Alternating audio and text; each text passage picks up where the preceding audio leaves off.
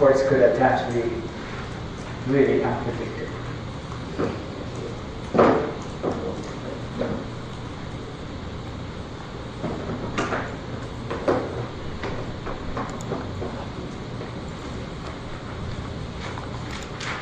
Okay, so for third party, this is one of the most important cases, and they provide very good analysis. And I don't believe it's ever been appealed to the Supreme Court,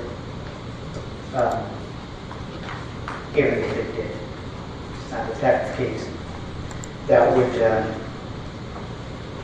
go to the Supreme Court because the decision is intensely factual, right? Alter ego is a deeply factual ego. They say you have to take into account the totality of the circumstances. You're trying to determine whether or not the government was actually using this corporation for inappropriate purposes. And they capitalized them, they just used them, they did not have any visibility of them. And making that decision is a very difficult one. I think somehow the Fifth Circuit made that decision. And this is not an easy award. It's a very large amount. So if once they've made that decision, they could enforce this anywhere in the world, including in the United States. The Turkmenian government may have assets in the United States. And the next obstacle for the company to proceed against the assets in the United States would be what? There is a sovereign immunity, right?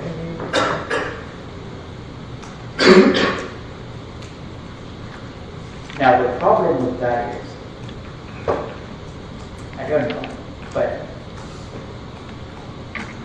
they already before the court.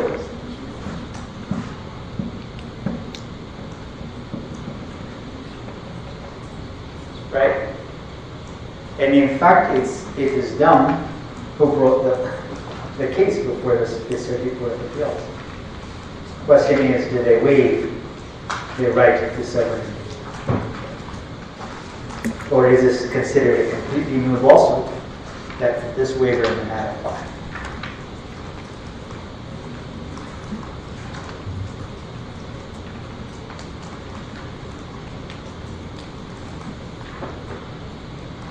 Secondly, I don't know if they have actually assets in the United States that is not considered diplomatic.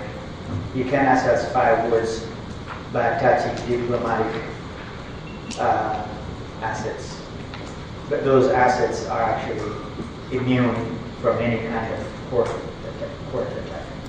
So in other words, if they have an embassy building that is worth $1 billion, we cannot attack that. It has to be something that they use for business purposes. For instance, if it's a state-owned commercial airliner, they could probably tax those, things like that. Okay, let's proceed. The interim award, ICC number 4139, that's the group of companies doctrine. You might have heard about that theory before, but the group of companies doctrine has become, at some point, was very popular, and then it got into some kind of disrepute, and then sometimes it's a complicated and very controversial concept. What is the doctrine from your reading? What do you understand by that doctrine? It's a Dow Chemical case, right? Mm-hmm. Yes. Have you noticed who the arbitrators were? Sanders, I think, Pete Sanders is the guy who is primarily responsible for drafting the New York Convention. So no wonder that he would find it easy to invent a theory that would hold a bunch of companies responsible on the basis of an agreement that is signed between that and those companies, at least one or two of them. The facts of this case are actually very complicated. What we know from the excerpt is that there's this interconnected group of Dow Chemical companies doing business with the French company. They would deliver, it wasn't very clear which one performed what kinds of activities, but they were all over the place doing the same kinds of things. So there was lack of clarity as to who was doing what. All they knew was these are Dow Chemical companies doing all different things from different places and incorporated in different countries. So there was an arbitration agreement that bound at least one of them, or at least one or two of them. When there were others who claimed not to have been bound, oh, no, that does not concern me. Oh, I'm not a part of that contract. Oh, I'm not. So they've been doing business pervasively. They were interrelated, right? So that's why these guys, the arbitrators, were like, who is doing what and where? Aren't all these guys the same? They're owned by some American company, Dow Chemical. Let's bring them on and try to figure things out. So in that context, the first thing that they were trying to do, I think by far the most interesting thing they have done, is the choice of law analysis. Let's talk a little bit about that choice of law. So to them, what law governed? But first of all, they say very clearly that to determine whether or not a third party could become a party to an arbitration contract, that is a question of contract interpretation. And to interpret the contract, we need to find the appropriate law that governs that particular contract. So in this case, what was the law that they have selected? French. Was it only French law? French case law, was it limited to that? International public policy. Exactly. They also started introducing this concept of international public policy that is not necessarily predicated on any national legal system, right? This is what we've talked about. People sometimes say the transnational abstract order. Somehow they also said that there is the substantive content to it, which is international public policy. Somehow we're going to look at French law, and of course the idea is if you don't exactly like what you see in French law, you resort to these principles, the supranational principles of contract law to determine whether or not. So then they find this notion of group of companies in French law. Do they rest it on French law? No. They do not. That's the interesting thing that they've done. Perhaps the most interesting thing they have done is they basically invented it because they say we have to talk about this transnational public order, international commerce, things like that. It's not necessarily written in French law, but it's consistent with it, or at least it does not contradict existing French law concepts. So if you look at on page 560, the first full paragraph, the last sentence is, to this end, it will assure itself that the solution it adopts is compatible with international public policy, in particular in France. So there is international public policy and it has to be compatible in France, right? And once they've said that, they also say it was the aggregate of these entities that the present defendants understood themselves to be contracting with. So in a way, there is some logic to it, right? When you sign a contract with Dow Chemical, somebody comes, oh, I'm from Chicago, Dow Chemical. The other one comes, I'm from Amsterdam, Dow Chemical. The other one comes from Stockholm and says, and the other one from Ghana says, Dow Chemical, Dow Chemical, Dow Chemical. So when you sign contracts, you don't necessarily know, oh, this is the Chicago guy, this is the Amsterdam guy, this is the whole. There is that group of companies that you believe to be Dow Chemical. So the reasonable person contracting with any one of these contracts would assume that he's contracting with the same group of companies. And what difference does it make if they are from Japan or Poland?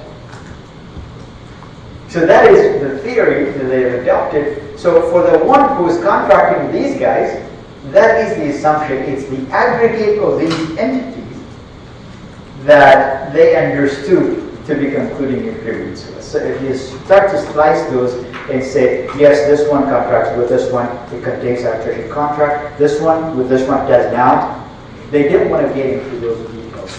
That's why they found it so convenient to create this group of companies doctrine. Fast forward and look at 561. In the middle of that page is a paragraph that starts with considering that ICC arbitral tribunals have already pronounced themselves to this effect. The decision of these tribunals progressively create case law which should be taken into account because it draws conclusions from economic reality and confirms to the needs of international commerce, to which rules specific to international arbitration themselves successively elaborate should respond. See? What is it? It's progressively create case law.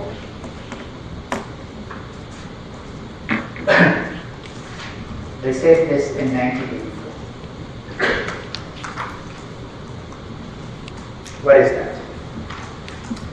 International arbitral case law?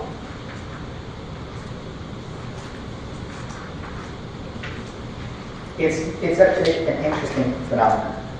You cannot discount it totally. It seems it defies every older kind of legal thought.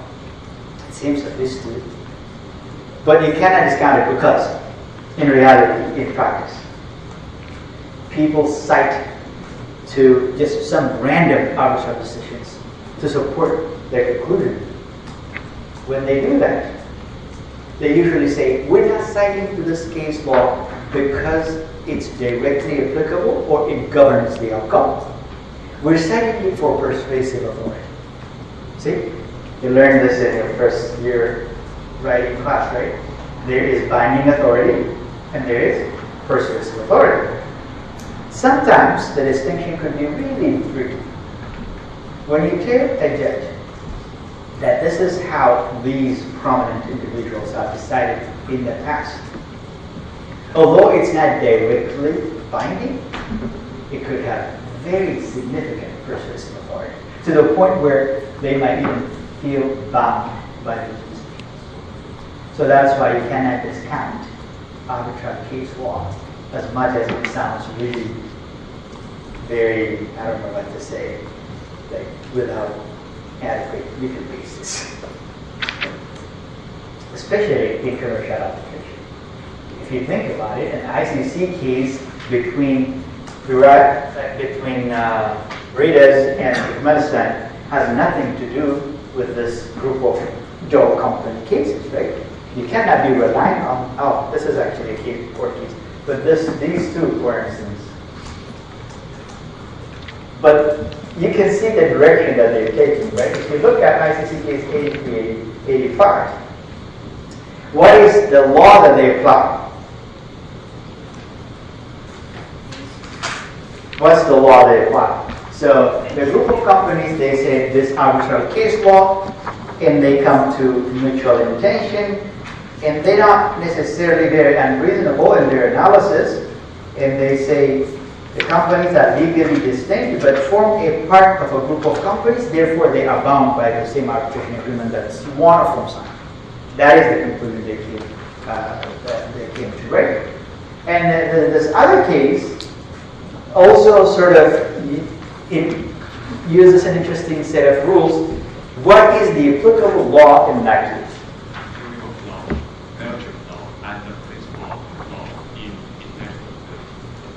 See, they started saying that again. They were very uncertain about what law governed. This is a dispute between a Belgian company and a New York company. Because the parties have not selected the government law, they had to, and of course the issue was a third party issue, right? They wanted to bring in the Belgian parent company because obviously the Belgian company was the parent company was the one that was the most money. So to decide that issue, so what is the issue that needed to be decided?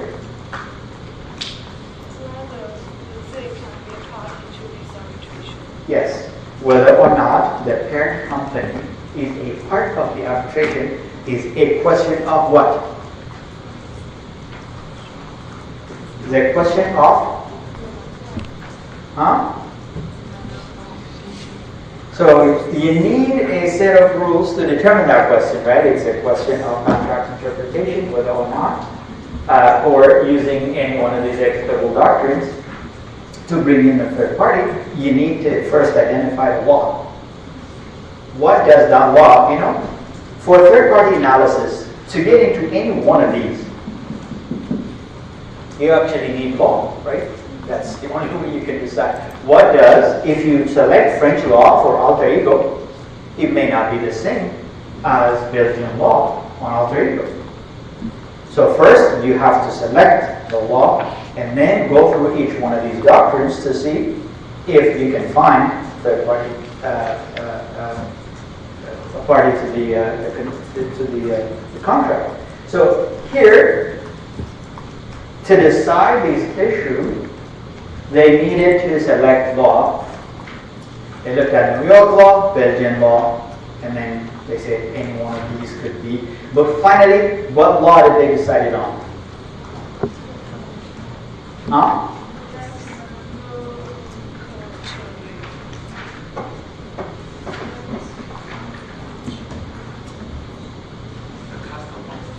What did they say?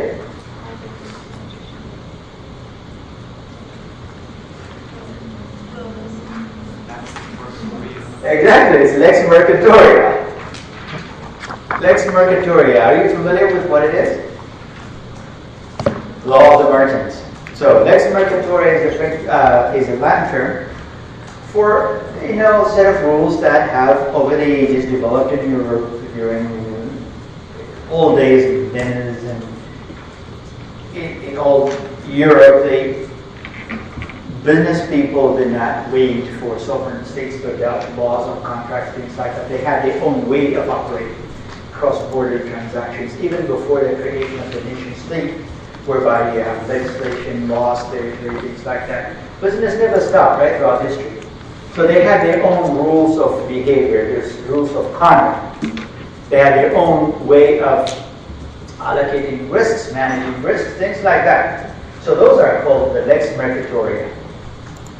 Lex Mercatoria is sort of a transnational legal concept that has existed from time immemorial, predated the nation state, and continually refined. So these guys wanted to bring that back into the arbitral system. They say, we're going to decide on the basis of Lex, because the defining features of Lex Mercatoria is the facilitation of cross-border trade. So that is what they want to do. They don't want to hamper it. They want to facilitate it. So laws that would facilitate these kinds of business are more prone to bringing in people who haven't even signed the arbitration agreement into this arbitral process because they believe that the arbitral process is better for business than for litigation. So but eventually they say, no matter what rules we use, whether it's New York, Belgium, they tend to be the same. Lex Mercatoria with the idea of facilitating business.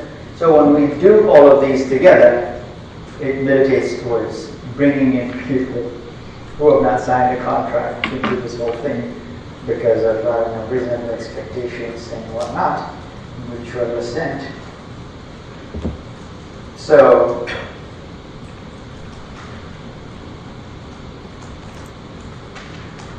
let's take a few minutes break and come back and finish this discussion. I would say back 10 minutes. Okay.